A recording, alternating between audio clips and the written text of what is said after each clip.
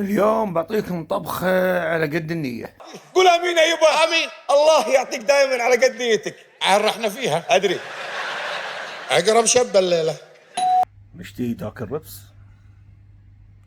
ولك بال انك تطبخ فترة طويلة؟ تعال تعال ابيك بسالفة.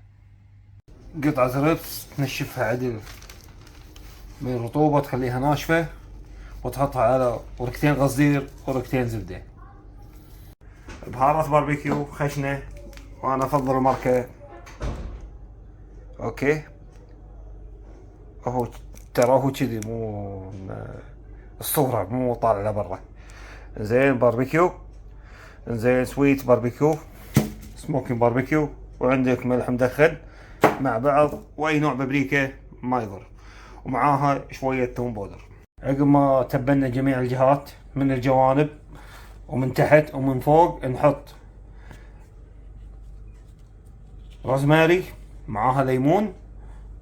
زين، ونتأكد البهارات تكون منتشرة ومعاها شوية قشر الليمون، لو تشوفون في قشر الليمون شوية كذي يكون جاهزة. نغلف ناها بورق زبدة. الحين نبلش بالغزير. صارت جاهزة معاي، عهدها يوم كامل او 12 ساعة على الاقل. نحطه بالفرن لمدة 6 ساعات الى 8 ساعات. الحين قاعد يطبخ صار له 3 ساعات، باقي له 3 ساعات. خلصنا. الحين نعطيها شقة كذي. الله، ونفتح. او حار حار حار حار حار يطبخ. الحين نسوي الصلصة. عندي اول واحدة باربيكيو مدخنة والثانية سويت باربيكيو، تقريبا نفس الكمية، نخلطهم مع بعض. حطينا نفس الكمية.